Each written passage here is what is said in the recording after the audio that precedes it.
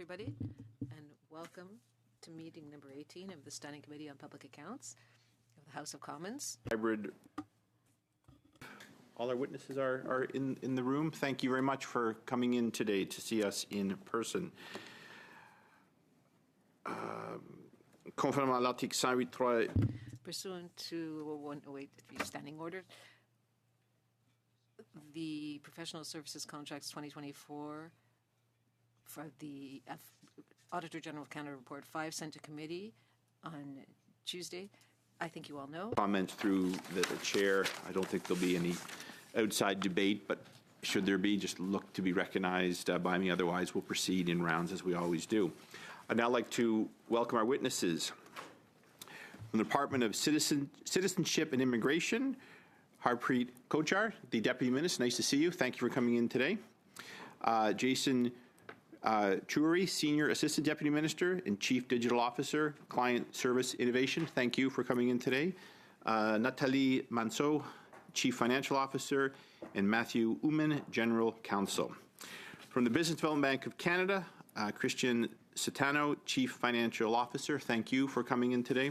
From Canada Post Corporation, Maya Walker, General Manager, Sourcing Management. Thank you for coming in, along with Nathalie Seguin, General Manager, Finance Business Partner. And from the Office of the Auditor General, Andrew Hayes, Deputy Auditor General, along with José Surprenant, Director. Thank you for coming in all today. I understand there'll be 3 opening statements, none from the Office of the Auditor General. Mr. Kochhar, you have the floor for up to 5 minutes or thereabouts. I'm not terribly strict unless you go on and on and on, but I won't cut you off if you're wrapping things up. Thank you. Thank you, Chair, and members of the committee. My name is Harpreet Kochhar, and I am the Deputy Minister for Immigration, Refugee and Citizenship Canada. I acknowledge that we're meeting on the traditional unceded territory of the Algonquin and Anishinaabeg people. As public servants, we welcome the Auditor General's work and the opportunity to demonstrate how we continue to strengthen transparency and stewardship in our operations. I also appreciate the opportunity to appear before you in order to discuss the Auditor General's Report 5 on professional service contracts. Participated in this audit, which examined 97 federal contracts with McKinsey & Company between 2011 and 2023, including 2 at IRCC. In 2018 and 2019, we undertook major service and digital transformation work to improve how we deliver programs to Canadians and newcomers. To help design and launch the transformation, we engaged McKinsey & Company through 2 competitive contracts awarded under Public Service and Procurement Canada supply arrangements. The first contract, valued at $2.9 million, provided an in-depth assessment of department's operations and a roadmap for modernization. The second, valued at $24.8 million, including amendments, helped establish our transformation office and deliver new digital tools and digital journey labs that improve processing efficiency and client experience. These engagements were designed to bring in short-term expertise and to build internal capacity, not to outscope our core work. The Auditor General's report offered a valuable independent review of these contracts and of department's contracting practices and more broadly. The report's findings were very constructive and helpful and did not identify any integrity or value for money concerns specific to IRCC. La vérificatrice générale a toutefois constaté. The Auditor General did, however, note 2 administrative issues: that our files did not fully record the rationale for one contracting decision, and that a small number of external consultants received temporary network access, and this was done before final security clearance was confirmed.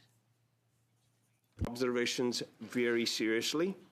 Since that time, my department has strengthened its documentation and verification process. Each procurement decision must now include a written justification, and no external resource can access our system without documented security clearance. We've also strengthened conflict of interest guidance and expanded training for managers to reinforce oversight and accountability in contracting. These measures build on controls that are already strong. Both our contracts with McKinsey were competitively awarded, audited, and found compliant with Treasury Board and PPSC rule. This work helped lay the foundation for ongoing digital modernization, creating a transformation office, growing our service design expertise, and creating client tools that make applications faster and easier to go. Mon ministère maintenant My department remains fully committed to stewardship, transparency, and continuous improvement. Opportunity to demonstrate the steps we've taken, we've applied towards continuing to serve Canadians with integrity.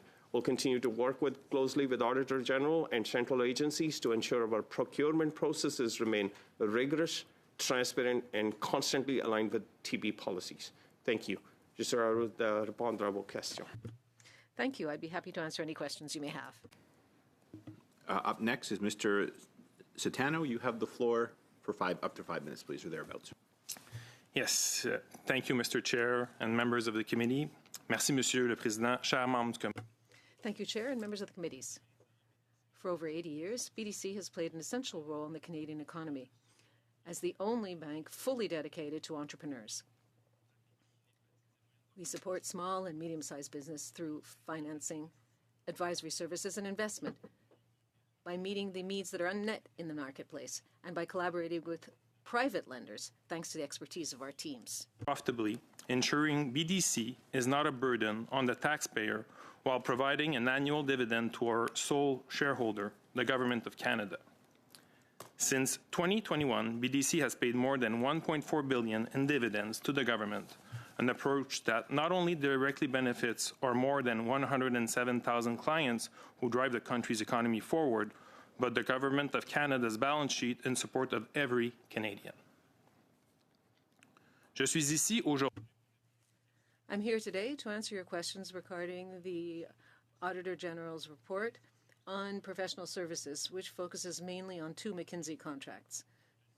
The first contract, obtained through a call for tenders, was to validate our new corporate strategy after the pandemic, at a time when our clientele was increasing by 20%. The mandate was launched in 2021 and completed in the summer of 2022. It demonstrated BDC's capacity to better support entrepreneurs in a crisis period. The second contract was about the adjustment of our marketing strategies. McKinsey possessed unique expertise and had direct knowledge of our strategic development. This made it possible to rapidly execute and accelerate the contract. That all BDC procedures were followed, the decisions were justified, and the value for money was strong. However, the Auditor General recommended that we strengthen the process for documenting our selection committee's decision. Since then, we have addressed the auditor feedback and improved our procurement processes, including assurance of thorough documentation. Our procurement team oversees the administration of all processes, working closely with internal teams to ensure compliance. Reporting on contracts exceeding $100,000 is made semi-annually to both our management committee and our board of directors. Regarding value for money, we assess McKinsey's mandates in both the short and long term. In the short term, their support enhanced our capabilities without disrupting day-to-day operations. Since the implementation of our new strategy, the number of clients served has grown by 49%, especially among the smallest and youngest businesses and those in rural and remote regions. À long terme, la nouvelle stratégie développée de... In the long term, the new strategy as developed should create a change as profound as the one that created BDC Capital 11 years ago. During this time, the Canadian venture capital market grew from $750 million to $15 billion, and BDC became the most active investor in venture capital in Canada when measured in terms of number of transactions. The launch of the Collaborative Financing Team, together with local lending partners and financial institutions, is a significant pillar of our strategy. This initiative seeks to support the creation and growth of businesses which have a non-conventional business model, are located outside major urban centers, have not much credit history, and are part of lesser well-served groups, and thus to support 100,000 new entrepreneurs over the next 10 years. In sum, the initiatives resulting from our strategy generate positive and sustainable impacts on entrepreneurs and the Canadian economy. I'm available to answer any questions you may have. Thank you. Pardon, et on vous remercie. And we'd like to thank you. Next, we'll be hearing from Ms. Walker. 5 minutes. Bonjour, Monsieur le Président, et merci de m'avoir invité à cette rencontre. Good afternoon, and thank you for inviting me here today. I'm Maya Walker, and I'm Director General of Canada Post Procurement Services. And with me is Nathalie Séguin, Director General of Finances. I appreciate the significant Public Accounts Committee work, and I'm happy to be able to discuss the Auditor General's 2024 Report 5 on professional service contracts with you. I'm eager to hear the discussions and members' questions as well. Crown Corporation is responsible for serving all Canadians and is one of the country's largest purchasers of goods and services. Each year, we procure over $2 billion in goods and services from suppliers who meet our requirements and deliver value for money. We are committed to conducting fair, open, and transparent procurement in accordance with all applicable laws, regulations, and our own rigorous policies. Our policies and practices ensure that procurement activities are compliant, conducted with integrity, and focused on achieving the best overall value for Canada Post and, in turn, Canadians. All suppliers are treated equitably, and no proposer receives special advantage. Our approach to procurement always starts with a clear sourcing strategy aligned with our policies, defining value for money, understanding market conditions, and challenging the necessity and scope of each procurement. The Auditor General's 2024 report on professional services contracts made important findings about following procurement policies and practices and demonstrating value for money. The OAG also put forward a recommendation regarding the strengthening of conflict of interest requirements and practices. Canada Post has strong proactive conflict of interest measures in place and fully agrees with the recommendation. In parallel with the Auditor General's process, Canada Post began implementing its enhancements early, launching an internal audit of our consulting services. We take the Auditor General's findings seriously, and over the last year, we've taken actions to improve our processes and how we contract for professional services and consulting. First, we enhanced our policies and practices with respect to the hiring of consulting services, including a new process and checklist aligned with the Treasury Board guidelines. This new process has helped clarify the roles and responsibilities of the requesting business function. Second, we've strengthened training for employees to reference the importance of value for money and the specific role they play in the procurement process when contracting for professional services. And third, while we already had conflict of interest declarations built into the procurement cycle, building these declarations into our systems for employees and suppliers is helping to ensure more consistency and transparency. In addition, Canada Post employees undergo annual conflict of interest reviews and declarations as part of our human resources process. En conclusion, les politiques et... In conclusion, procurement policies and processes must continuously evolve and remain subject to ongoing review. Canada Post would like to thank the Office of the Auditor General for its observations and recommendations regarding sound procurement practices.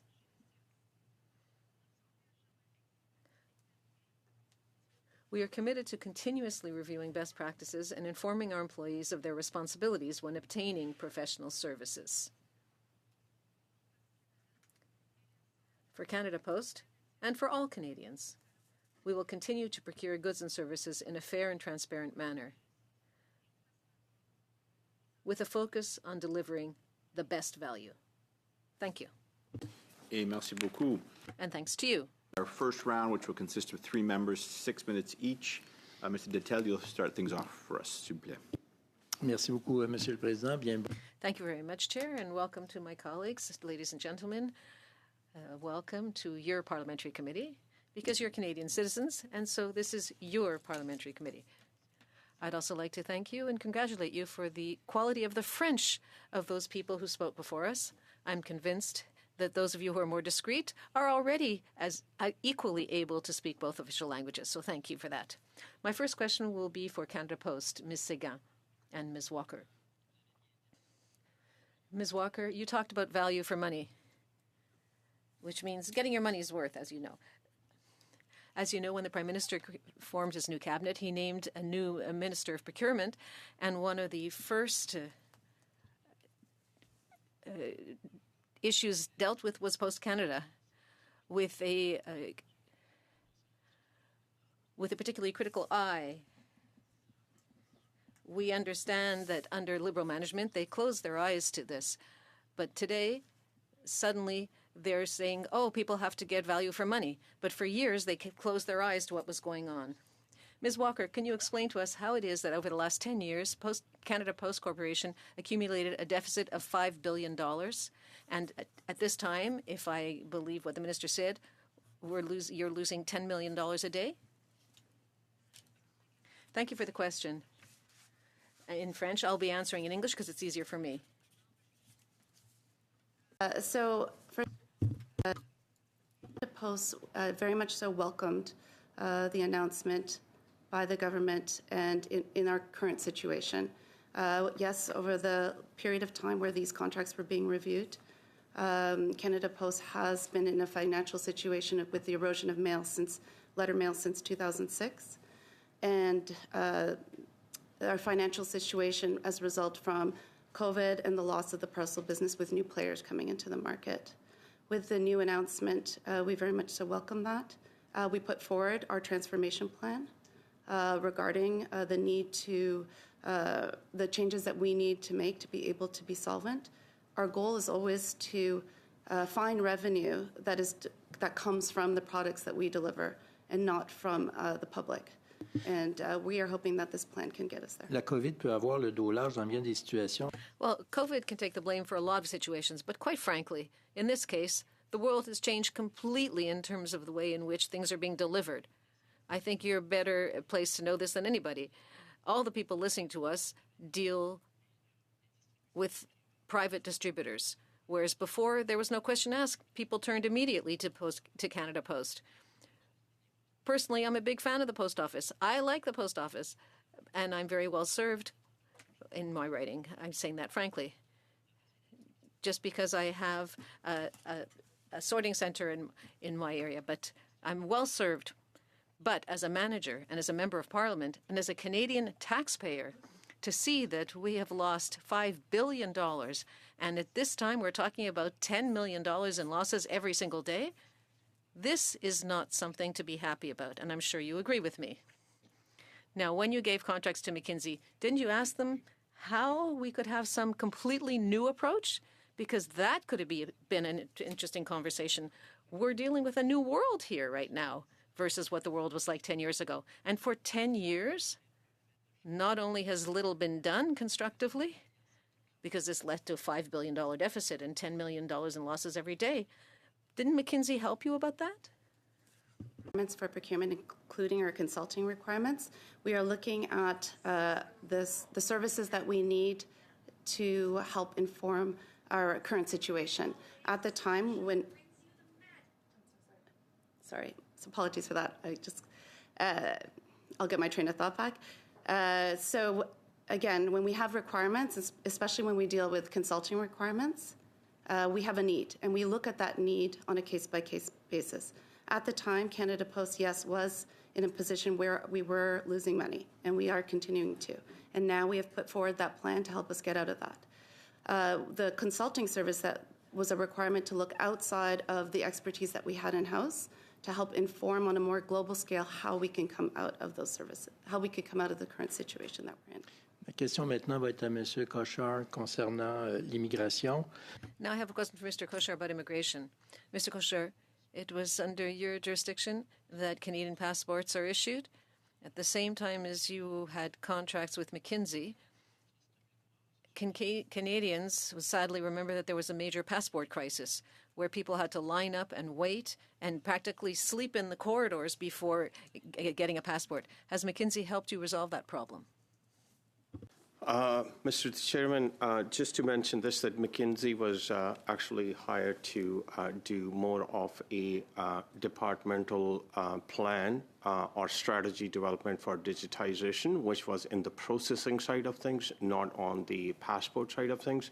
The passport itself was a different situation for which McKinsey wasn't playing any role in that. Est-ce que vous avez donné des contrats à d'autres entreprises?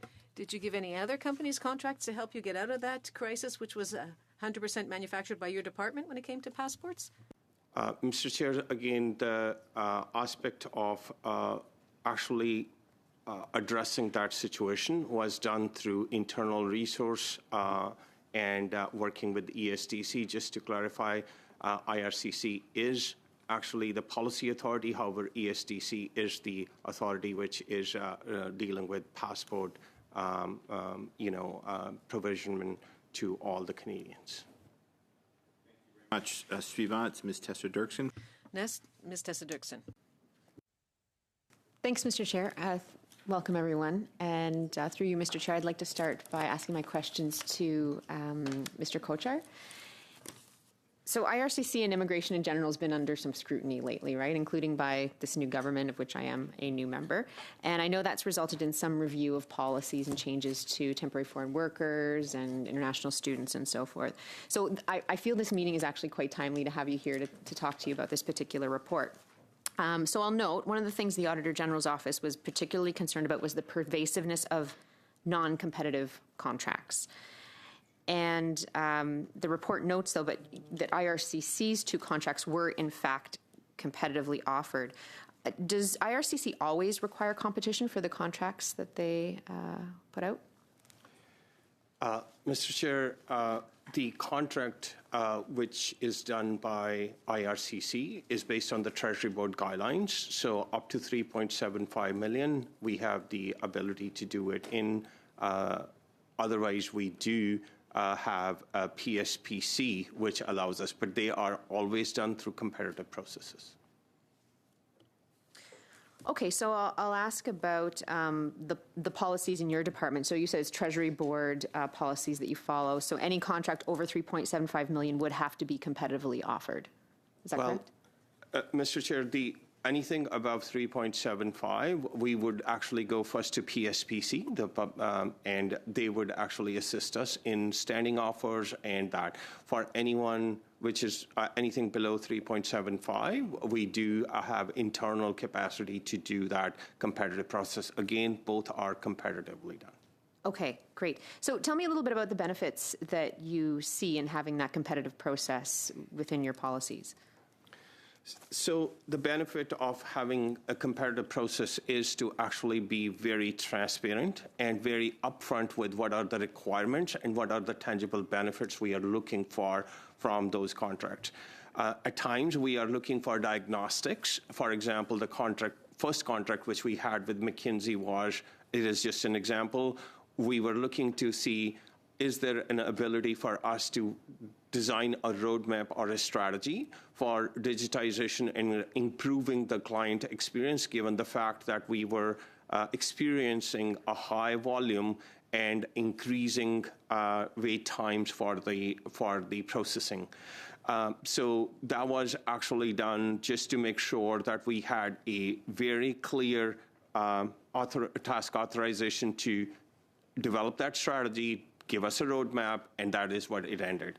And then that is how we actually run all of these in terms of clear indication of what we are looking for, and then asking the RFP or request for proposals from different companies to participate in that. And finally, we have the assessment of those who have submitted that, and based on that, we actually assess who is the winner.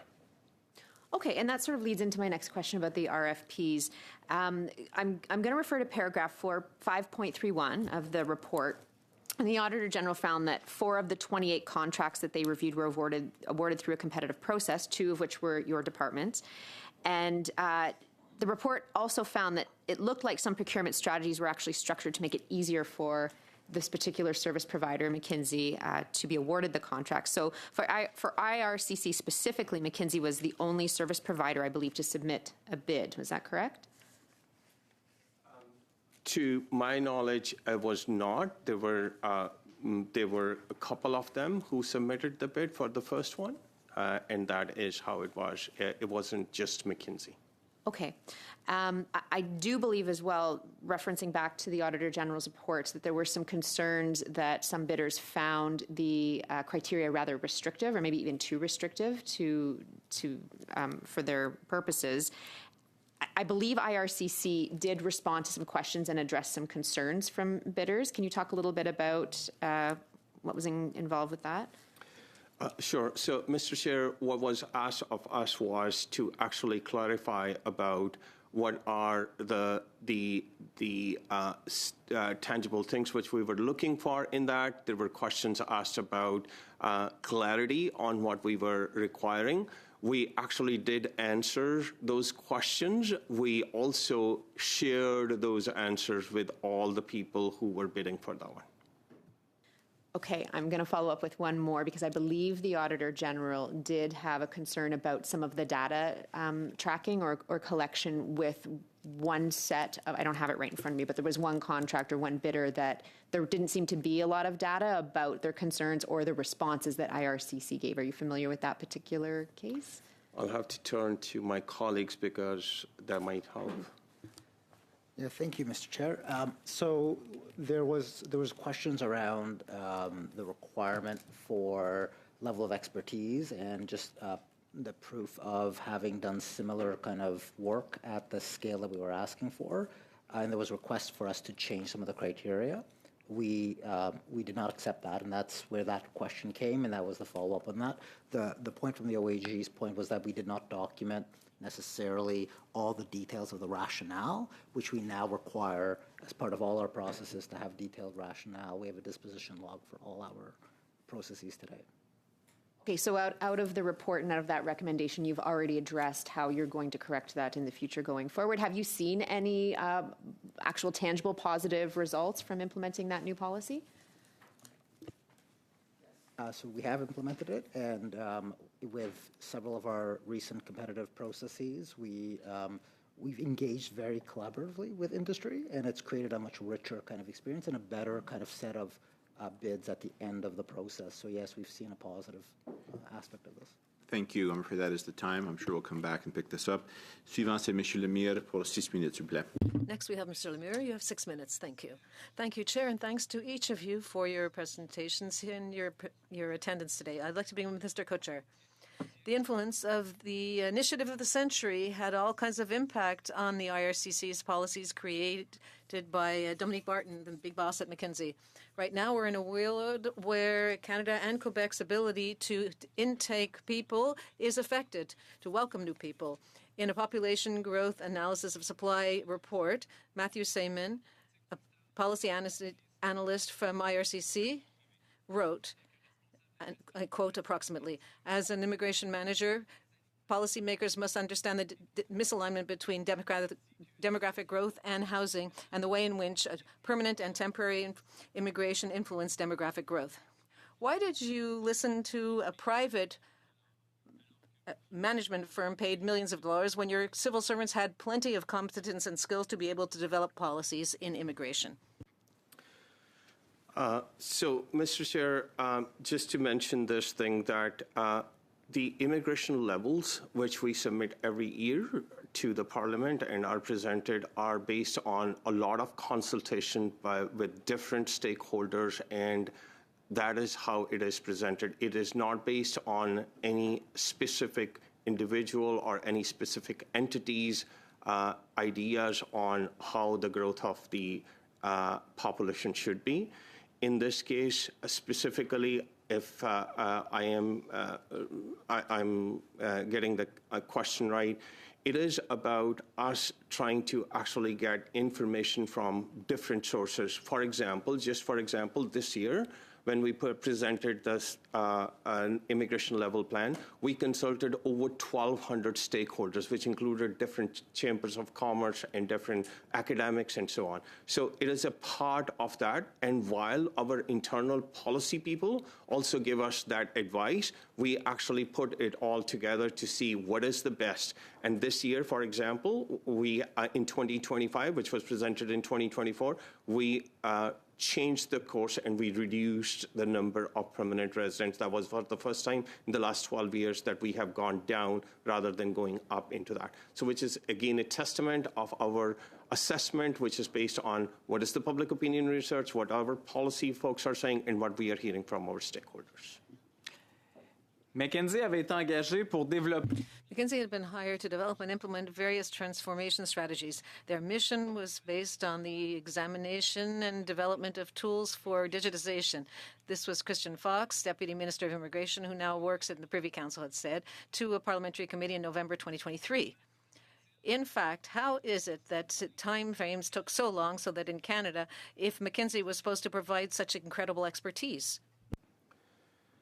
Mr. Chair, in terms of the ability for any of the consulting firm to actually look at our systems which are dealing with the immigration, for example, we use a global case management system, which is the backbone IT for any of the case processing. It is imperative that we continue to do the current work and then we actually also apply transformation. We cannot just stop the work which we are doing, which is our core business. So the visas have to be issued while we are building a new system. So it does take time before we can transform from what is a legacy system to the new system, which is the digital platform modernization. And that is what it is taking for us to get to that point. However, we've succeeded in actually increasing the access to the client by client experience. We are started the journeys in the digital world of passport. We have actually rolled out, online passport for adults. We have also done much more work in terms of people applying for temporary residence online. So this is a part of that continuum. Je trouve ça toujours ironique quand on voit. I find it ironic when we see that we have experts hired by various government departments who have knowledge, particularly in IT, but there's this thought that magic solutions will come from private firms, and this costs millions and millions of dollars to taxpayers in Quebec and in Canada. In this context, it's my impression that it's a vote of non-confidence to our own officials. I have a lot of trouble with this, that we seem to pay more heed to private firms. Do you still have contracts with McKinsey? Mr. Chair, we don't have any more contracts with McKinsey, but we also want to mention this thing in that context that we are very much relying on our expertise, which is in-house. Since January 2024, when I joined the department, we have actually looked at our strategy to reduce the consultants' reliance on IRCC. We have reduced over 127 consultants, which have been there for a period of time. We have a target which we will achieve by end of 2027 to reduce it to merely 50. But I have to mention this thing. We have a backbone which is a legacy backbone of IIT, and that kind of expertise does not exist in-house, and sometimes we do have to hire Mon temps those. s'écroule, mais en 2021, votre cours à la... My time is running out, but you said that your subcontract was given because you didn't have the recognition of skills insight from the Professional Public Service Institute. I'd come back again with more questions my second turn. Et voilà, merci beaucoup. Thank you very much. Second round, which will consist of 5 members various times. Mr. Kirk, you'll lead us off for 5 minutes, please. Witnesses for coming today and making yourselves available. So often we're here in public accounts talking about value for money, but I'd like to touch on maybe a possible breach of sensitive data. So my line of questioning will start with Mr. Hayes. How serious is it that the citizenship or IRCC allowed McKinsey consultants to access its network without proper security clearance? This hasn't been a one-off problem. There's been a clear trend across government contracting, including the Arrive scam scandal. Does this show that there's been a breakdown in safeguarding sensitive government systems and citizens' data?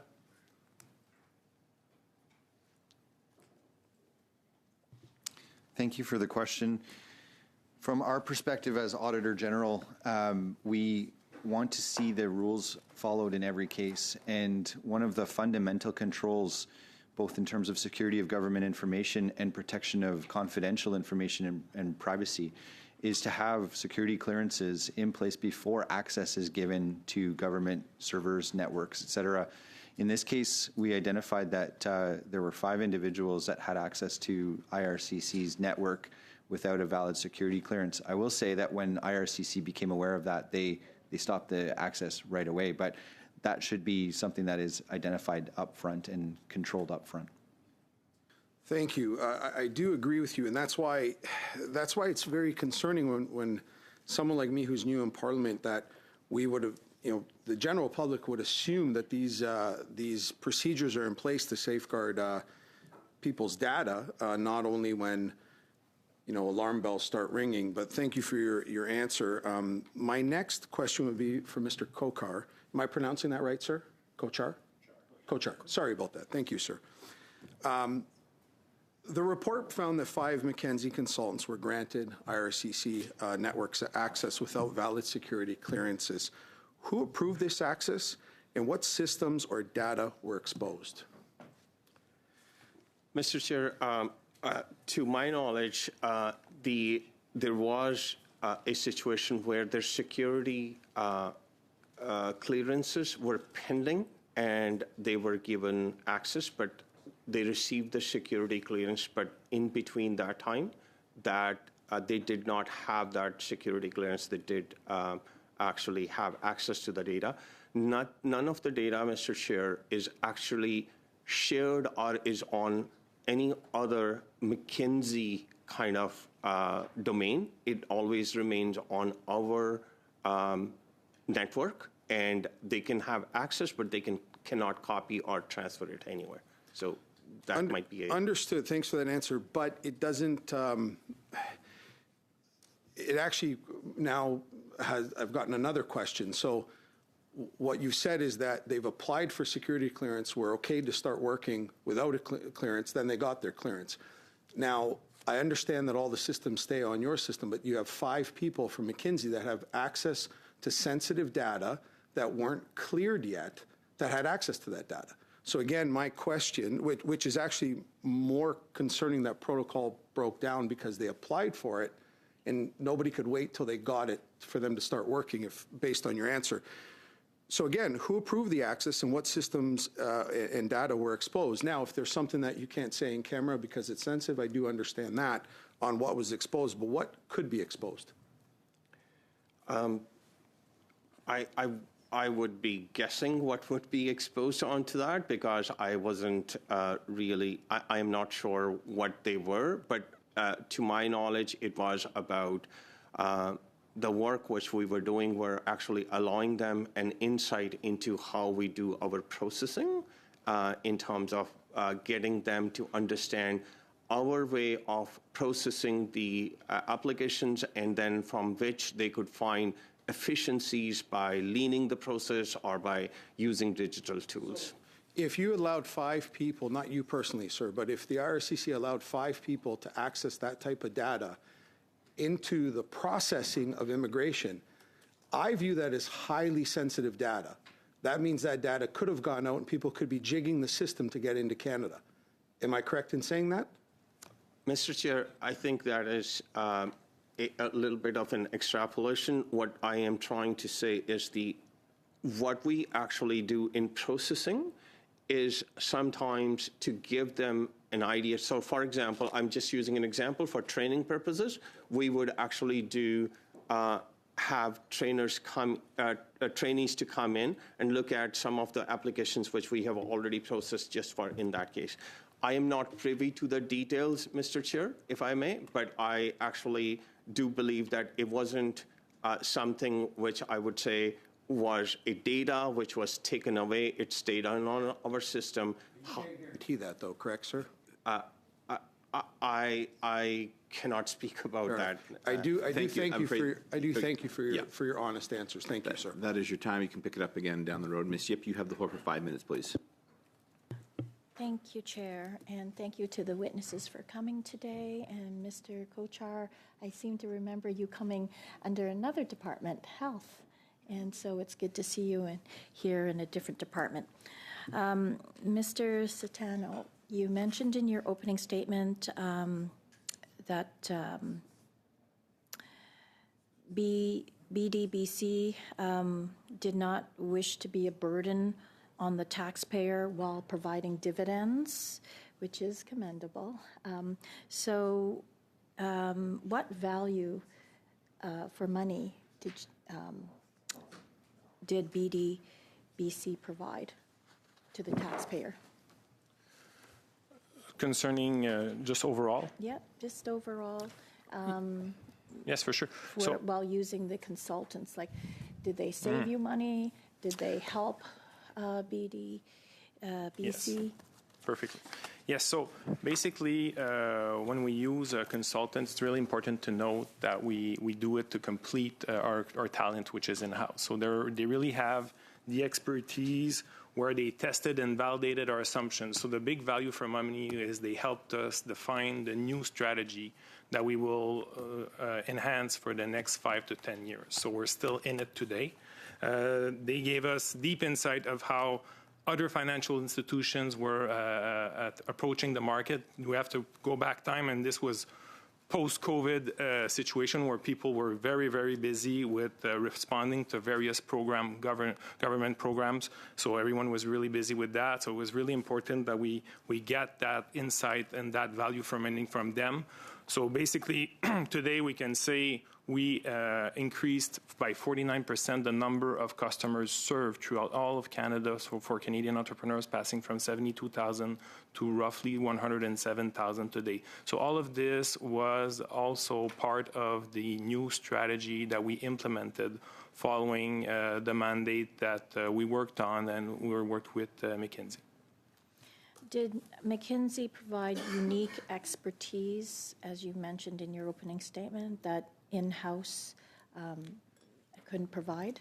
So the ideas and the ambition and the thinking was all coming in-house. So what McKinsey did, like I said, is really they completed by having access to the benchmarking of all the market, testing our approach, testing the different ideas, and also making sure that our reach approach, because we wanted to really reach more and more Canadian entrepreneur, which was an important point within our strategy.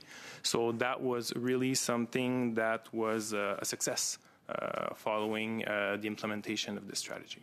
So you mentioned you're still using this strategy. Has this helped with the imposition of the American tariffs and the changing global protectionism? It's part of our day-to-day business. So everything we do today is really in line with the strategy. So basically, what we have done with regards to tariff, various programs, the Pivot to Grow program, which has been in place for the last few months, and other programs with regards to the softwood lumber issues. They're all directly and indirectly in relation to our REACH strategy, helping Canadian entrepreneurs, because our REACH strategy, our global strategy, is on 4 pillars. So growth and competitiveness, reach and relevance, big challenges of our times, and making sure that we're always financially sustainable within those. So basically, when you look at the current situation with the tariffs, we can say for sure that the strategy we have is the right one today, and it's helping us deliver on the promise for Canadian entrepreneurs. Would you use external consultants today? To come and vet our strategy or for other specific mandates, for sure, we would use what I would say completion of work with consultants, but we do it here and there, and we obviously follow rigorously our procurement policy and directive for sure. So yes, we do. Okay. Mr. Kochar. How did the pandemic impact IRCC services?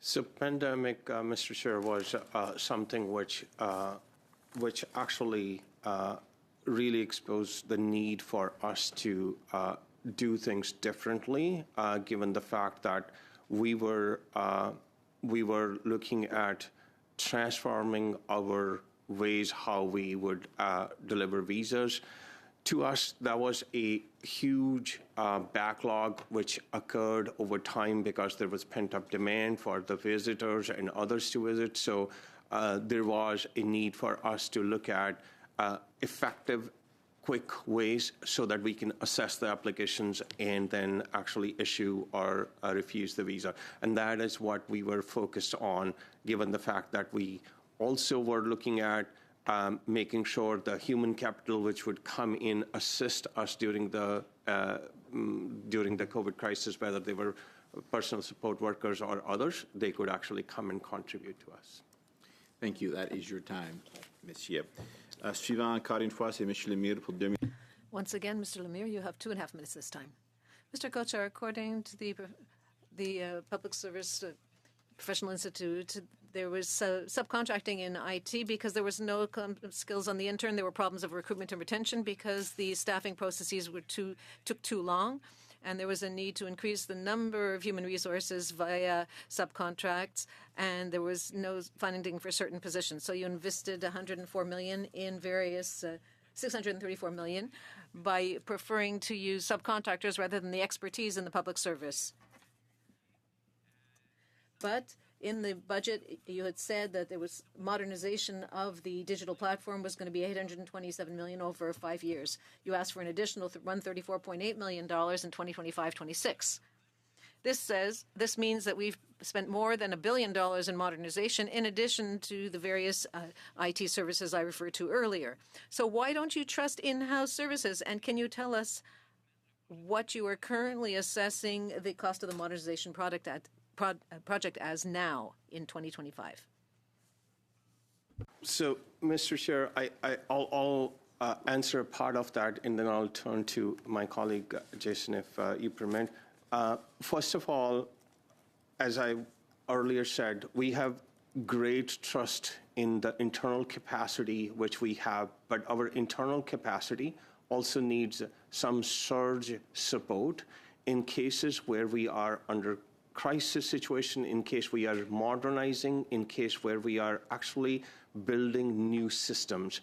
We have a legacy system which is actually supported by our own internal resources mostly.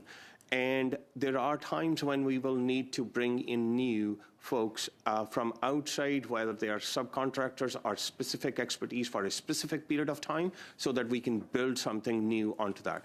I'll turn to Jason, who has been working on the DPM3, as the member pointed out, and can give a little bit more of an idea.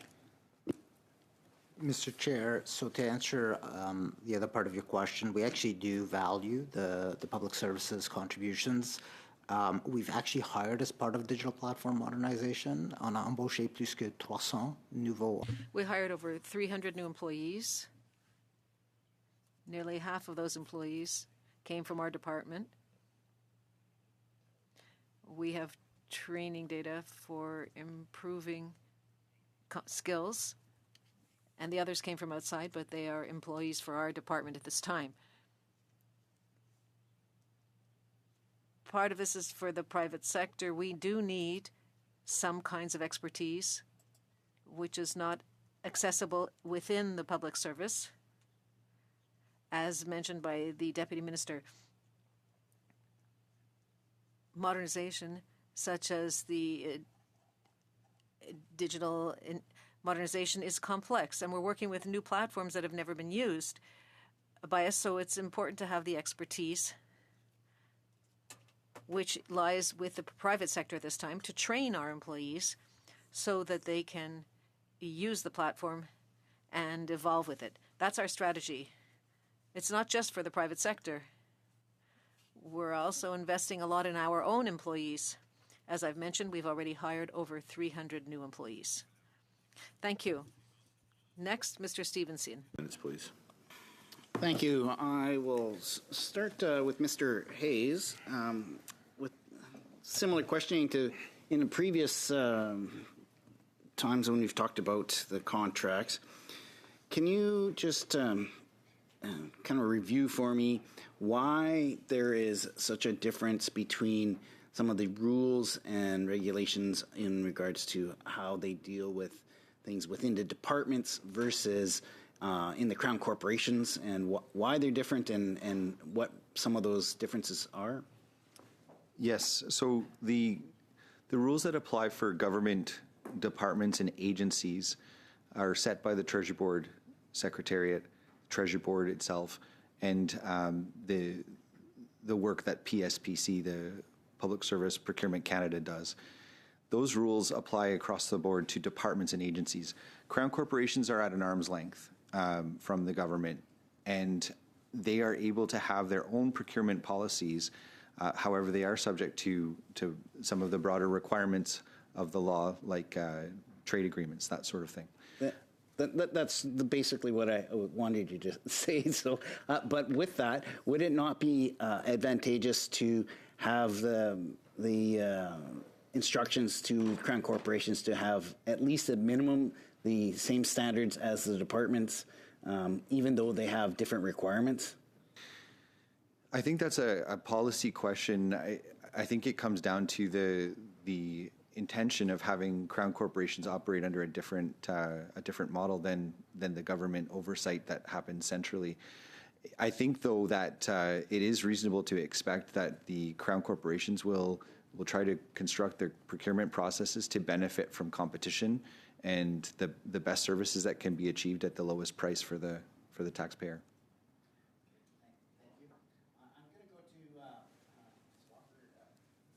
Mentioned in your opening statement about the that there was some changes. I believe the report was back in 24. You'd said that you started some implementations of new processes. Can you tell me when that started and if whether or not you have some results to report back on how that was being affected? Thank you for the question.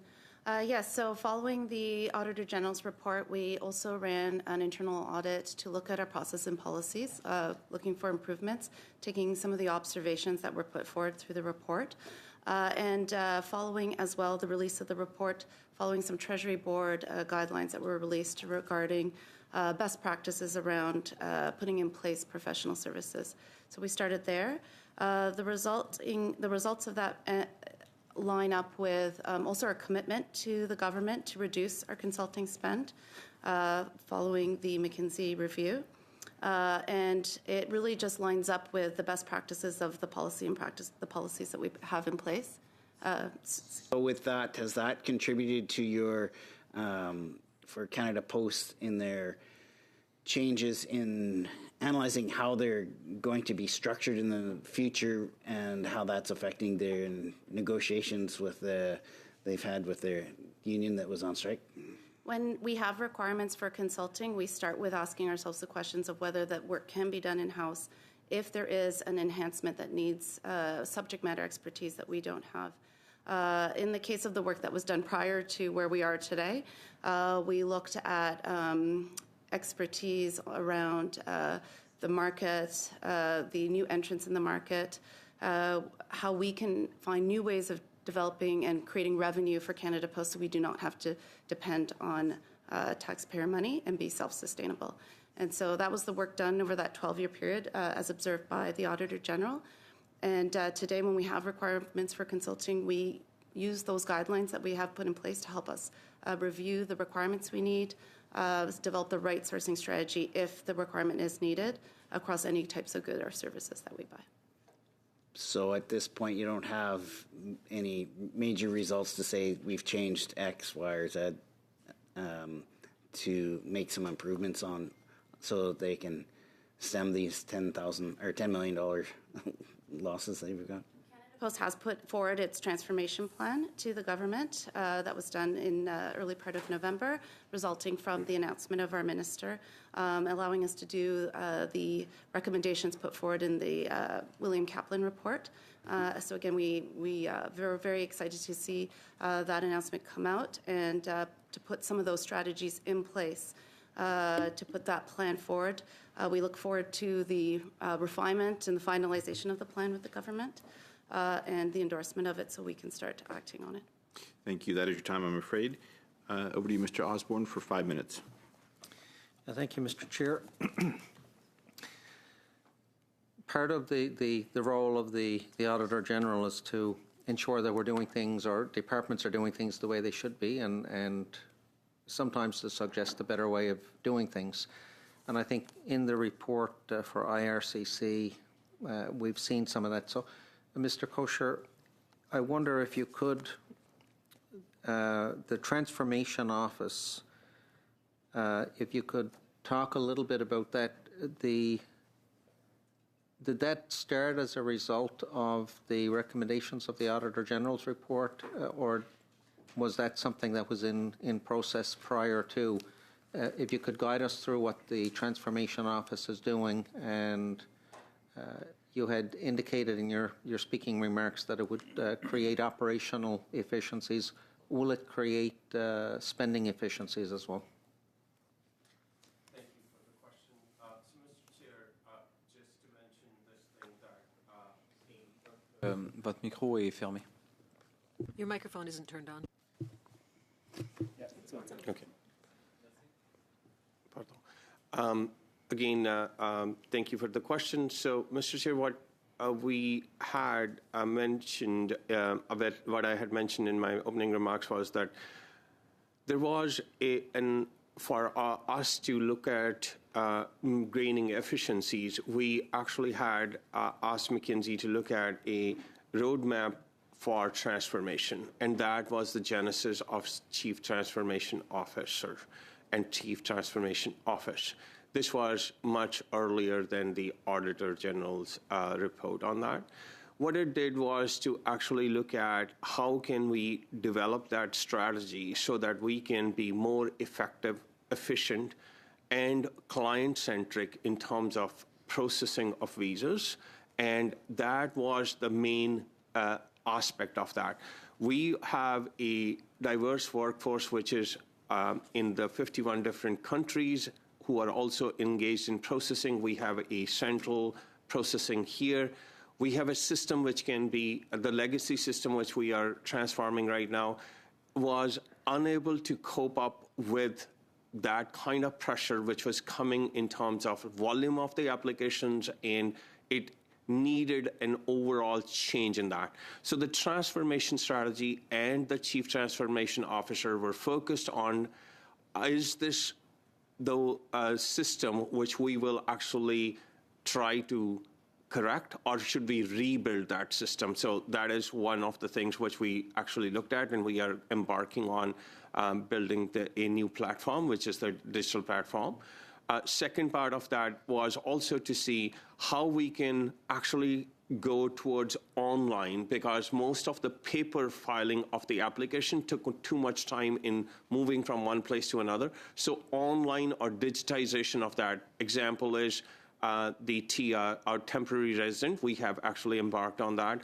Online passport, I gave an example earlier. So these are all sequely or part of the transformation which has happened. The Transformation Office itself has been actually in essence driving this change. And my colleague here, Jason Chouari, is the ADM responsible. But more importantly, there is a part which we are constantly looking at what are our pain points and how can we invest in bringing both digitization, innovation, and transformation to have a client-centric approach.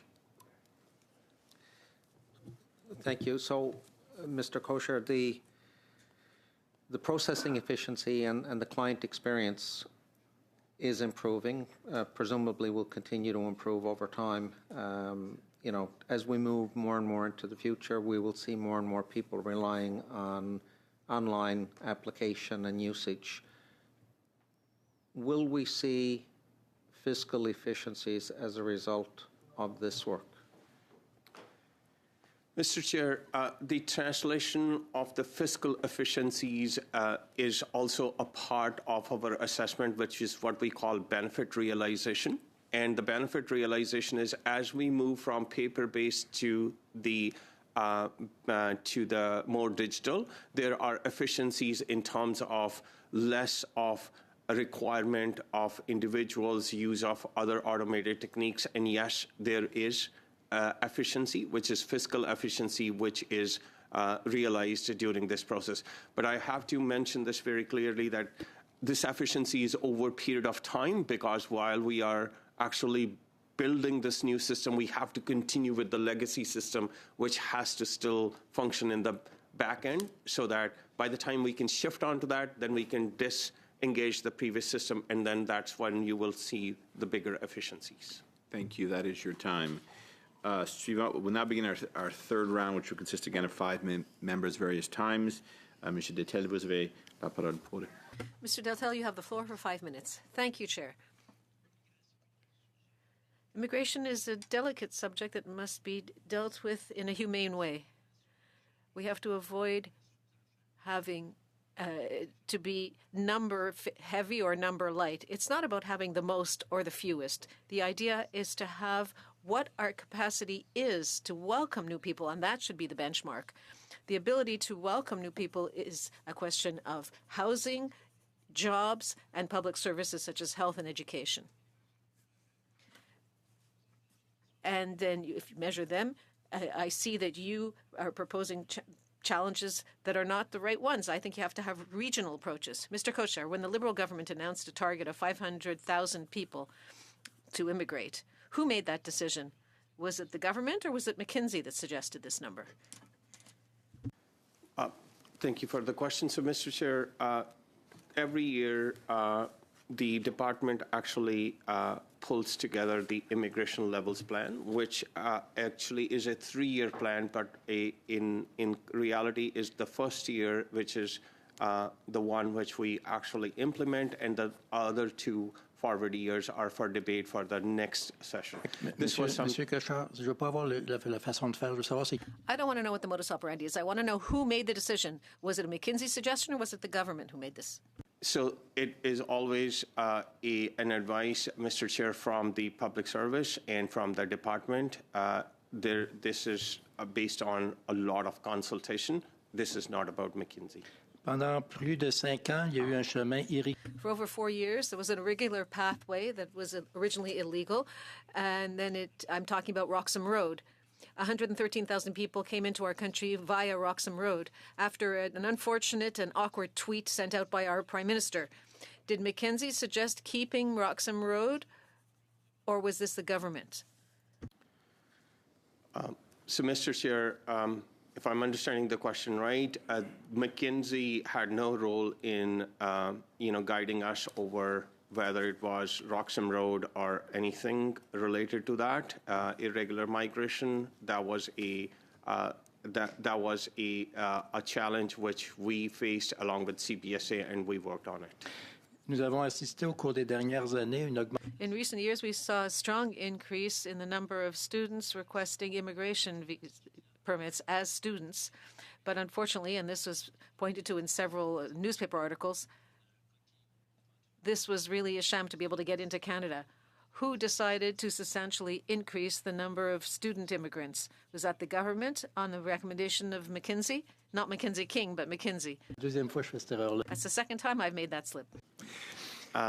So let me assure you again that McKinsey has no role in this on the policies which guide us to actually look at the immigration plan. And the reason why there are, there was a growth of students has prompted us to now put caps on the temporary resident, which includes the students and temporary foreign workers. Il y a plusieurs.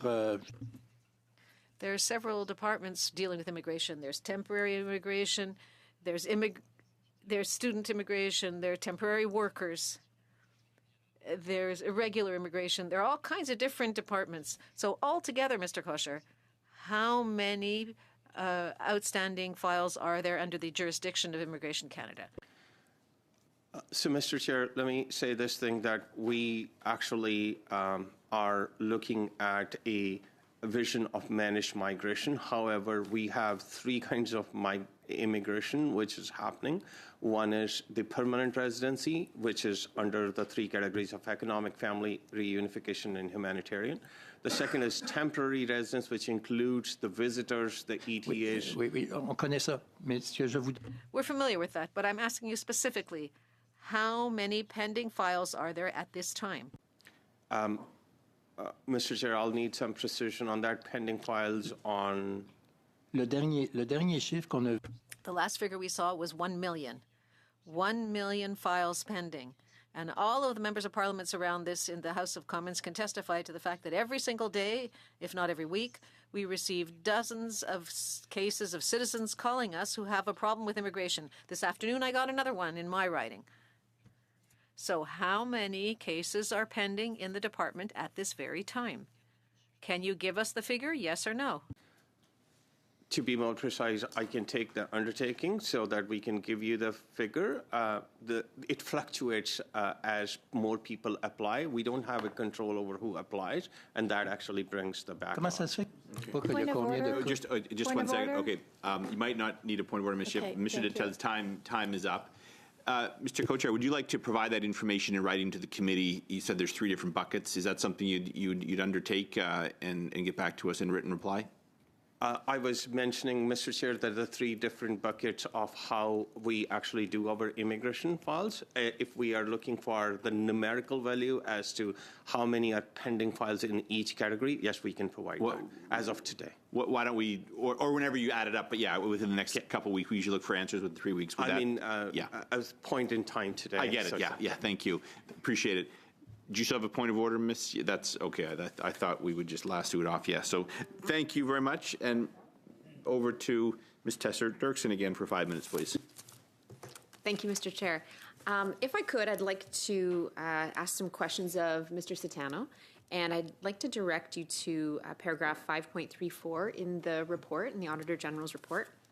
So here, the Auditor General found that a contract was awarded by the Business Development Bank of Canada when, according to the evaluation completed, it was not the highest scoring bid, right? So you chose an offer that was not the highest scoring. And I understand that the organization is not required to choose the highest scoring bid, correct? You have some discretion there? Yes. Okay. But there was no explanation documenting why your department made that particular choice when the quoted price of the bid that was selected was considerably higher than the others. Could you provide some insight, if not specifically would be great, but if not specifically, generally into what type of discretion you use when you're awarding these contracts, if they're not necessarily the highest scoring bid? So just a bit of context. Obviously, this was RFP, where there were actually six invitations because it was a confidential RFP for 5 bidders, and 4 went to the second round. So the information I have on this is that the selection committee unanimously agreed to award the contract to McKinsey, although it was not the highest bidder, and we were allowed under our procurement policy to do so. So basically, it was not, and I do confirm, it was not the lowest price of the 4 bidders that applied, but it was definitely the best bid, and we're very satisfied with the overall contract that McKinsey worked for us with that. Yeah, I don't think the Auditor General's concern was necessarily that you were improperly exercising your discretion to choose a different scoring bid, and the selection committee certainly is there for that reason. I think that the critique that the Auditor General was offering was that there wasn't supporting documentation or rationale or justification for why that bid was chosen. And I don't think the Auditor General is saying right or wrong. What the Auditor General is saying is there's no way to tell if it was right or wrong because there was no documentation. Does that make sense? That does make sense. And we obviously, if we go back, this was a time where obviously post-pandemic, I know the COVID has a large backwind, like we say in French, but we were working on a lot of files at the same time, and we do confirm that the documentation was not at the level required back then. Since then, and this is the most important thing, we've significantly improved both, obviously, our documentation process, and we re-enhanced completely our procurement policy and directive, gave training to all of the internal specific teams that are awarding contracts within BDC. So we've improved a lot since the report. Okay, that's good to hear. I'll take you a little further into the report to paragraph 5.45, and this is where the Auditor General talks about chains of contracts. And it sounds like the report does note that the Auditor General found several series of contracts, which she referred to as chains, where after awarding an initial contract with no competition, organizations then awarded additional non-competitive contracts for continuous or related work. So there's a chain of contracts here that start with an original non-competitive bid. And the report notes that the Business Development Bank of Canada stated that competing later contracts in the chain would have generated additional costs because the work of the earlier contracts that were given to McKinsey specifically were very specific to the business of the department. So I get what or the rationale here. But could you comment a little bit about the chain of contracts and how your department deals with those, specifically or particularly when the initial bid is non-competitive? But in this case, particularly, the initial bid was a competitive bid, and the chain of contracts, the second contract which was awarded to McKinsey was a sole source, like I mentioned in my opening remarks. So in this specific situation, we justified it by the fact that since McKinsey had thoroughly worked on the implementation of the new strategy and the definition of the new strategy, they were very well positioned to help us in the second chain of contract, which was what we call the impact acceleration. So it was actually the execution of the strategy where they help us deploy the strategy quicker. The good news is that contract that was elected was finally not spent in total, as we were able to put more and more resources in-house to deliver on the strategy as COVID decreased a bit, and we were capable of affecting more resources to the project itself. And that is your time, I'm afraid, unless it's very short. Very short, yeah. For the record, do you have are you able to quantify the savings from that type of process in a chain of contracts? So yeah, so we elected a contract for $2.9 million, and we actually spent $2.1, so we spent $800,000 less. Merci beaucoup. Thank you. Suivant, c'est Monsieur Lemire. Monsieur Lemire. S'il vous plaît. Merci, Monsieur. Mr. Lemire, you have 2.5 minutes. Thank you, Chair. Ms. Walker or Ms. Seguin? This fall, a lot was talked about the Canada Post deficit, but Canada Post has all kinds of parcels removed to its Purolator, its private subsidiary. According to Purolator's internet site, it's a Canadian messaging service belonging to Ernmaker Investment, Canada Post, and other companies, the latter being 2%. During the various strikes that have taken place, there were major offensives by Purolator to take over contracts which previously had gone to Canada Post.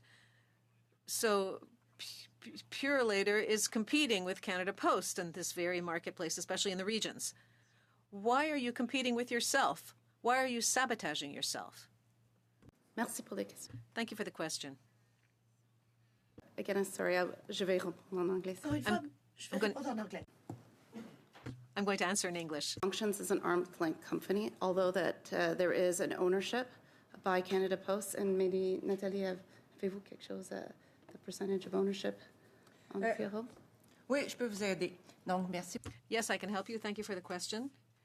Purolator is part of the Canada Post group, Canada Post Messenger group, as my colleague said, independent. We hold roughly 90%. I can get back to you with a detailed figure, but it's transparent. It's transparent. Clients have a free choice. We were fully transparent. Parcels is a very competitive area where most big players such as Purolator, FedEx, USPS, and Amazon can compete freely in the market. Customers have the choice of using the carrier of their choice. And given the situation that we had in recent months with the labor conflict, clients made choices to ensure the security of their chain. Well, it's important for me to use the remaining time to use my second question. We talked about regional post office closures, including Gatineau.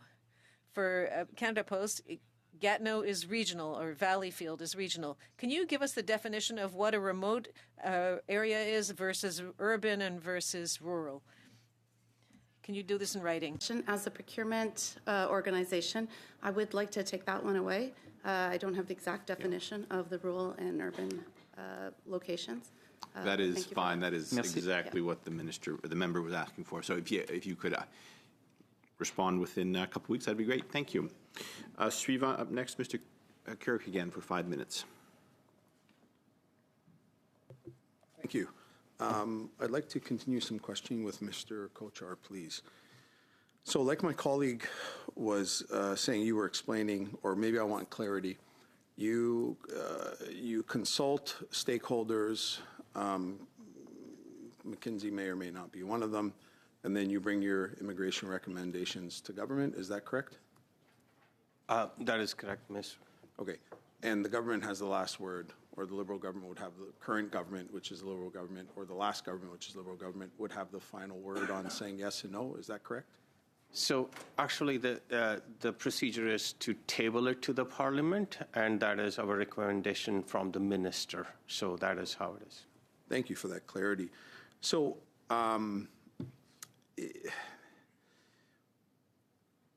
was McGill, well, in a ploy that happened a few years ago, there was advertising of free healthcare for non-citizens in Canada, or it was advertising of free healthcare for people to come to Canada. Was that solely, what stakeholders were that? Was McKinsey involved in that, or were there other stakeholders involved in that, or was that just a government decision to run that? Mr. Chair, I'd like to clarify, nobody advertises free healthcare. What we do put out on our social media is that if you are coming to Canada to assist the people, that you will actually get healthcare 3 months after you arrive here, depending upon the provincial. So that is just an attempt to be very transparent. This is not something... It's advertised, though, correct? This is put on the social media recurrently every year. This is done just to make sure those who are making choices to come to Canada, they actually know what are the other. We also put other aspects of there are settlement services and others available, so that is also there. Sure, but that would be considered advertising, meaning to entice people to come to Canada, hence you advertise something, correct? I believe that we don't use the word advertising. We're not advertising. We are putting some principles and policy pieces on the web just to inform our clients that these are the things you should expect when you are in Canada. Okay, before doing that, did you consult out of the 12, you had said earlier that you consulted over 1,200 stakeholders. Was anyone in the healthcare industry consulted about that? We do consult multiple different associations, and I believe, and I can check and come back to you, but Canadian Medical Association was one of those who was consulted. Okay. So in that, I'll end off with I would actually, is it okay if we provide, or your IRCC could provide that list of consultants or stakeholders? Is that okay? Can you table that for us? Is that fine, Chair? Or? You can certainly ask for it, Mr. Kirk. Yes, so this is you have that right, and the department can respond that it sees fit, and then we can have a bit of a tug of war if we don't like the answer. But you can certainly ask for that. So, are you doing? Would it be possible for you to table the committee the list of stakeholders that were involved in this process, as Mr. Kirk is discussing here? We'll strive to actually get that as precise information to you. Thank you very much. You've got about a minute and a half, Mr. Kirk. I don't mean to be super aggressive in my line of questioning, but so often when we sit in these public accounts committees, we're left to figure out what went wrong. And I understand different procedures have been put into place, but I do believe a lot of sectors in this country have been affected by rapid immigration and a breakdown of our immigration system. So we have to go back and figure out what happened there. So just to be clear, McKinsey wasn't or was involved in that advertising or advertising non-healthcare for non-citizens? McKinsey was not involved in any of those messages which we put out. And again, Mr. Chair, I would say that is not advertising, that is being transparent of whatever policies. I would beg to differ. We could have a very good debate on that. When you put something on social media and I can actually provide you the advertisement. You're technically advertising something, and you're telling people who don't live in Canada what Canada has to offer for them. So transparent, yes, but you could refer to all the legal documents that someone needs to do to immigrate to this country. But when you pick out the things that would entice them the most to come to this country, I would call that advertising, sir. But besides the point, you don't have to answer that. And your time is done, Mr. Carrick. Thank you, sir. Next, we have Ms. Yip for 5 minutes, please. Mr. Kochar, I understand that the IRCC has launched a consultant reduction strategy in recognition to decrease departmental reliance on external expertise. Could you tell us about the strategy and what progress has been made to date? So thank you for the question. Mr. Chair, as I mentioned in this earlier line of questioning, we are relying more and more on public service and the expertise which we can actually bring through the public service. The goal is to reduce the consultant reliance in IRCC to around 13% in terms of the next 3 years in the Office of Chief Information Officer. Now, why I say that is most of our consultants are IT consultants who are helping us with a very complex system. Maintaining a small, targeted use of consultant is a prudent and common procedure for temporary, needs. Second is the surge capacity, which we need, knowledge transfer, and also upscaling. We also have specialized expertise, which we probably need to maintain on that. What we have done over time, and this is probably an important part, is that we have set up a target, and the strategy, which is focused on knowledge transfer, is the overall goal is to let go of 300 out of 351 consultants we have by April 2028. We consider it, it may sound like this is far away, but this is very aggressive in our world where we are removing the reliance on the consultant, training and hiring the public servants on that one. This also is at this point that as of today, we have achieved a reduction of 127 of them. We are hiring people to backfill, but it is not 1:1. So out of 127 who we have let go as consultant, we have almost 50, approximately 50, 52 new public servants who have been trained and are taking on that work. This is, again, our attempt to make sure that we have less reliance on consultants, more reliance on the in-house expertise. And as we move forward with our transformation, these are the people who will support us for a longer period of time. Okay. How will you proceed to a complete digital transformation while maintaining a back end of legacy operations? Are you going to need more consultants? So, Mr. Chair, this is the question which we grapple with in terms of how do we actually get the transformation into new end state while we are still, working on our legacy system. Legacy system has to be maintained until the time we can switch over to the new system. We are putting less reliance on the legacy system by having consultants. We're moving the expertise into what is coming next. We do need some surge capacity because that does not exist in-house for the new system. But once we have transferred over our reliance on the consultants, which we want much, much lower, as I said again, we may need them for surge capacity. It will never be such that we will not have the consultant, but we will have only for those times when we really need them, but most of it would be done in-house. And is that what you refer to as backbone IT consultants? Yes, that is what it is in terms of maintaining the IT infrastructure, which allows us to do the processing. So the paper files, which shocked me, because I first heard of this before the pandemic, they're still there? So I would say paper files have evaporated from our processing pieces. We are more and more, there are some areas where we do still have the paper, but it is mostly converted into electronic. If not, we have digitized most of our work in that category. Okay. And in terms of your comments to the Auditor General's recommendations, how can we be sure that this will not happen again?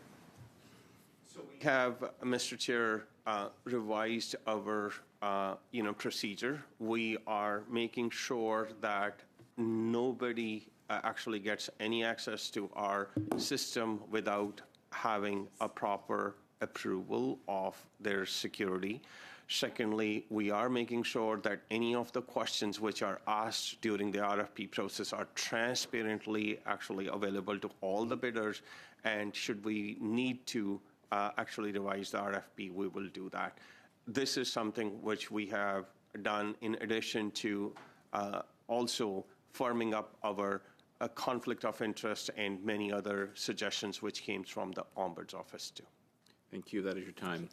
We're going to go into our fourth and last round. It's going to be just a half round. It will consist of the official opposition, plus Le Bloc Québécois, and then I'll end with the government. Mr. Osborne, I know you're going to split your time with one of your colleagues. You'll have plenty of time for that. So, without further ado, Mr. Stevenson, you have the floor for about 5 minutes, please. Thank you. I don't have a lot. I got a little bits of questions for kind of all spread over all over the place. Just a quick question. Just to summarize, Mr. Hayes, you had said the policy is from the Treasury Board to make that decision as to who makes the decision as to the procurement rules and how they're going to. It's not so much the department, so it's going to come right from the Treasury to say who's going to have the rules for doing their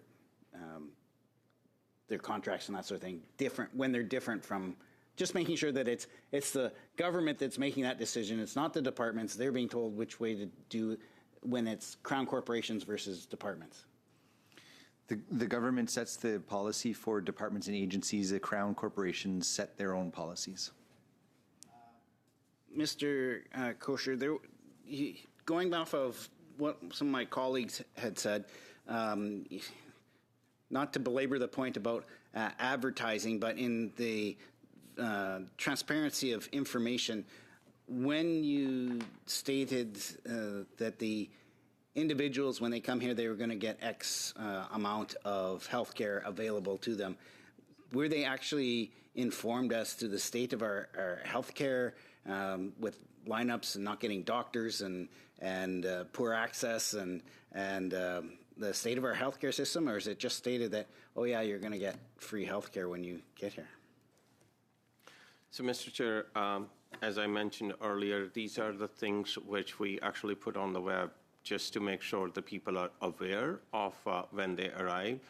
There are not qualifiers as to what happens or what is, like we don't have any qualifiers on that. We just have the aspects which we express that these are the things which, if you're immigrating to Canada, these are the things which will be available. That's fine. Basically, they're just given a one-liner and they don't get too much detail. That's fine. I'll move on to Ms. Walker. With regards to Canada Post and adoption of, how much do you know, from adopting Mackenzie's recommendations, did they actually save going forward for Canada Post? At the time when we were doing the studies with McKinsey, it was really to look at how we can generate revenue for our current situation, which continues to be in a place now where we're still losing money.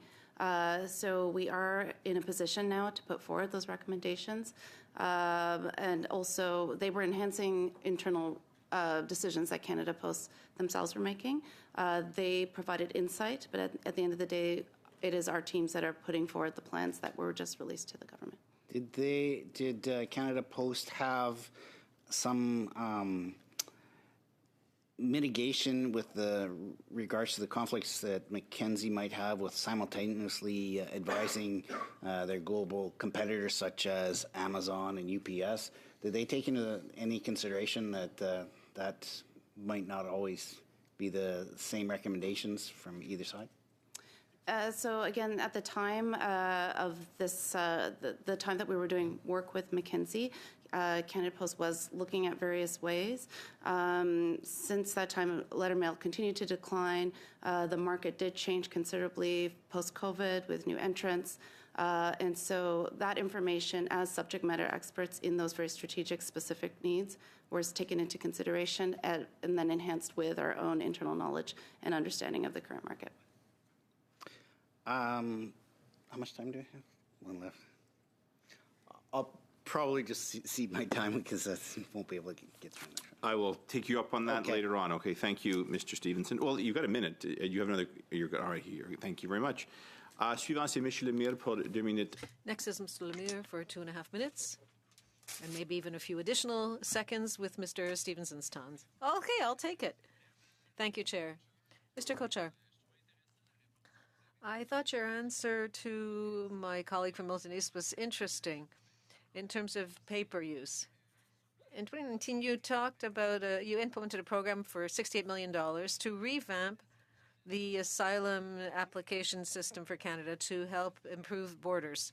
This was supposed to be completed in 2022, and it was largely paper-based. However, in 2024, in February, after using 75% of the budget, you dropped the project. So is there any paper still being used for asylum seekers? And why these timeframes and why this failure? So, Mr. Chair, I mentioned this, that we have, we have reduced a lot of paper on that. We haven't eliminated paper. We still have some which would actually be existing because the applications do come through that route. However, in terms of the asylum, we have embarked on a one-step way in which it is captured electronically in most of the cases, and it is worked between CPSA and IRCC to prepare the case for IRB. So that is where we are at this time on that particular way. Vous avez développé un programme. You developed GeoMatch, an artificial intelligence system to help economic immigrants settle in Canada. I'd like to know what the costs of this platform are, and whether the platform considers the needs for regionalization of economic immigration. In other words, the region's needs, such as Abitibi-Témiscamingue, among many other rural regions in Quebec and in Canada. So I would ask you also, if possible, to define what a remote or rural or an urban region is, so that this could all be considered in the choices that you're making and equity between the various regions in Canada. Mr. Chair, if you allow, I'll ask my colleague to answer that, please. Merci beaucoup, Président, pour la question. Thank you very much for the question, Chair. I'll answer in English because there's some nuances. Match is a pilot. It's not a full program right now. We partnered with the University of Stanford, who designed an algorithm to match people coming into the country with different parts of the regions, looking at demographics, characteristics, whether or not they would settle better in one part of the country or not. It is a pilot. We are just testing this out right now to see if there will be long-term benefits. In terms of the cost, it's quite small. I don't have the exact number on me, but we're not talking a significant amount because we've developed it in-house with our staff, with a partnership with an academic, University of Stanford. So it's a very small piece. We do want to evaluate this over the coming years to see if it adds value and does contribute back to the success of settlement in Canada. In terms of the definition, I'd have to come back to you on that definition. I don't have the definitions in front of me. But it is, I just want to clarify, it's a pilot project to see if it will advance the interests and help us better match people to parts of the country. Sur le même sujet, une question. Je prends les quelques secondes qui me sont... I'll take the few seconds left to invite you to have a pilot project that will consider the needs of regions that are more remote, and to have where integration is very successful, and this sort of thing is being highly demanded by and requested by people in the field. You want to split your time? Unless you want me to manage it, I'll let you manage it back and forth with your colleagues. So Yep, I think you'll have a tougher. yep. You had a question. Okay. sir? Thank you, Mr. Chair, and thank you all the witnesses for your testimony and spending time with us. My question is to you, Ms. Walker. First of all, I definitely appreciate your services, your department services, either it's minus 35 or it's a plus 35, it's a rain or shine, or it's a rural areas, urban area, your services all the time there, and you guys are trying your best to give 10 out of 10. And I really appreciate that recently negotiation between the government and your department went well, and you appreciated that. So I know there's a lot of deficit. I think my colleagues were mentioning about $10 million. So are you guys planning to do a day, right? Are you guys planning to do something on a structural basis to bring some changes and to reduce this deficit? As I mentioned, when the announcement came from the minister to put in place the recommendations that came out of the William Kaplan report, we welcome that. The teams put together the transformation plan, and that has been presented back to the minister, and we look to finalize that. And our hope is that can be endorsed so that we can do the changes necessary to make that change and become self-sustainable in the future. Thank you. And my question to you, Mr. Kochhar.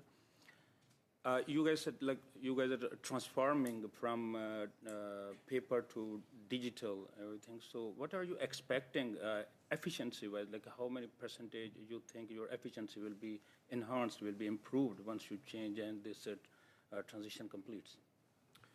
So thank you for the question. I think it is hard to quantify it in the terms of percentage, but what we are hoping to achieve is the speed with which or efficiency with which we will process these applications, reduction of the backlogs, and fitting into the processing times, which are the service standards onto that. Right now, we are, because of the volume of the, people who are wanting to come to Canada, Canada still remains a destination of choice. So we have a lot of people applying for that. What we are trying to do with our transformation is to actually get the use of technology, innovation, and actually obtain a rapidity in our decision making. As we say, we are wanting to be fair, fast, and final in our business, and that is what we are hoping to achieve with the transformation. Thank you, and I really appreciate our immigration system. And because of that system, I came as an immigrant in 2003 as a civil engineer in this beautiful country. And my last question is to you. Due to this digitalization, do you think some people will lose their job or everybody will keep their job? So I don't think the digitization actually results in reduction or of the jobs or things. We have a complex immigration system. We will be using expertise in a different way.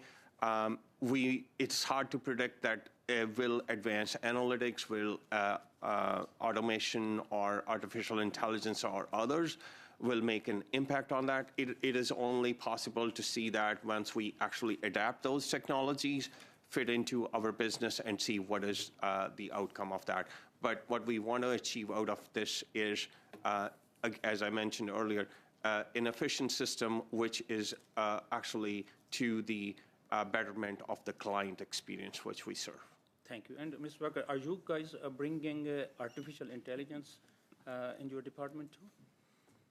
So artificial intelligence is something that is around us, and so when there is a requirement from a procurement perspective I can speak from, we would obviously look at what that is and make sure that we have very clear requirements when we compete anything that we need to help support our business.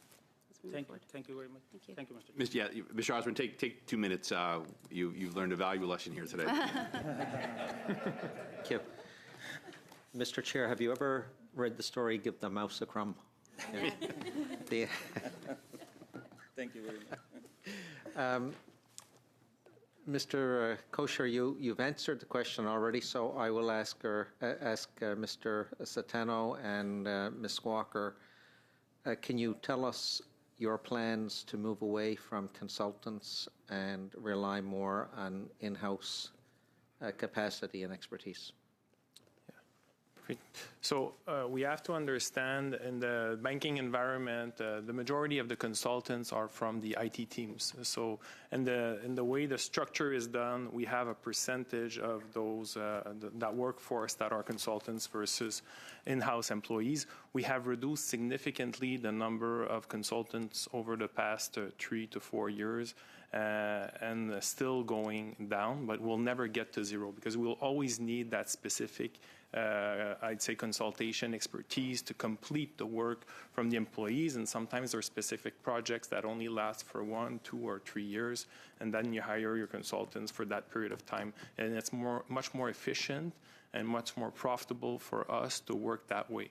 But we do understand that there is a cost to consultation, and that we're always keeping that in mind because we are, like I said, financially sustainable, and making profits is part of our targets.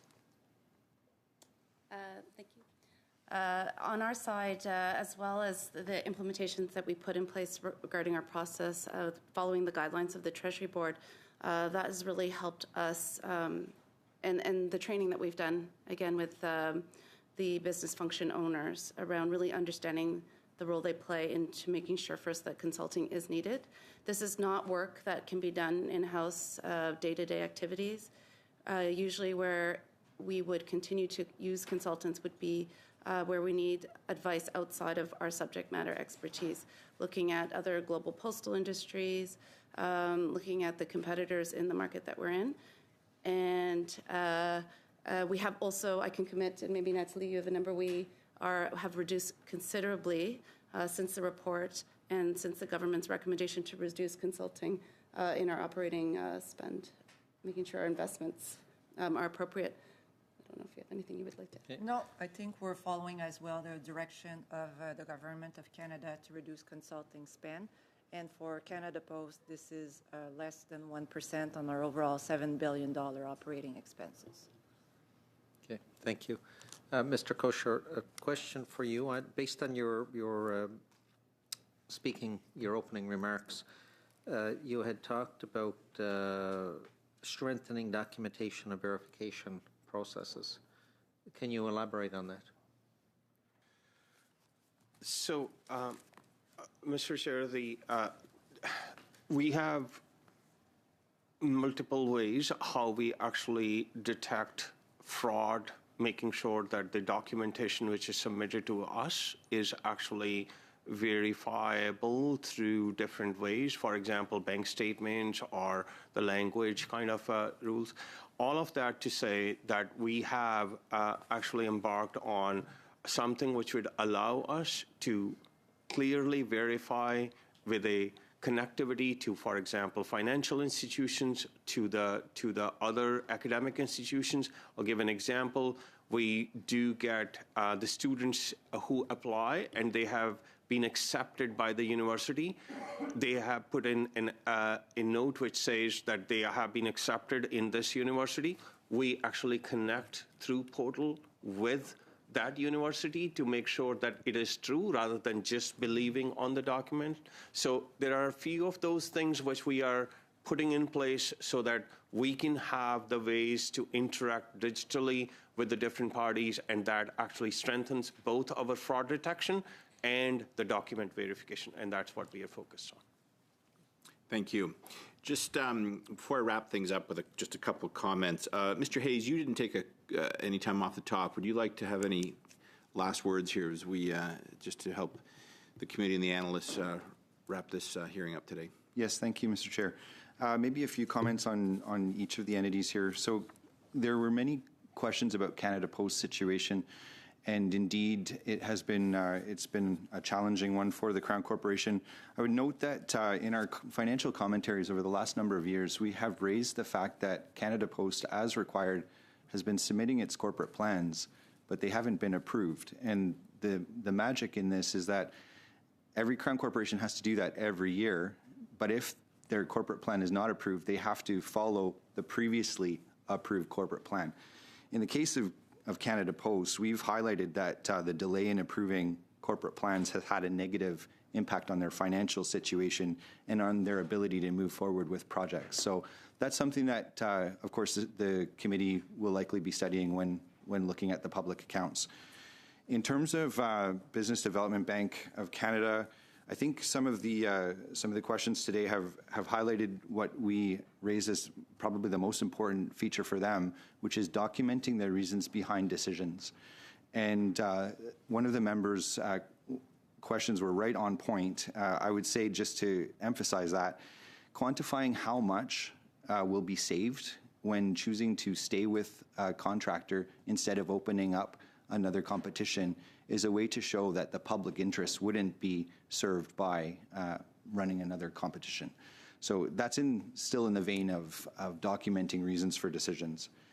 In terms of IRCC, I guess I will also reinforce the importance of documenting decisions. The questions around the perception of favoring McKinsey had to do with our findings that there were a number of bidders that raised questions during the procurement process about what they considered to be an unfair advantage or an incumbent advantage. The evidence that we had in the file, and this is for the large contract, the $24 million contract, was that there was only one bid received, even though there were 38 invited pre-qualified suppliers.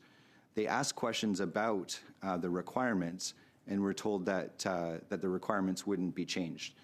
What's important, I think, is to have the documentation, the rationale for why those requirements weren't changed.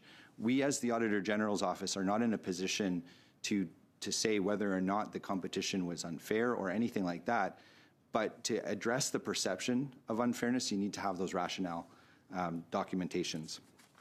I would also say, just as a final point, the Auditor General has been clear that professional services contracts are needed in some cases.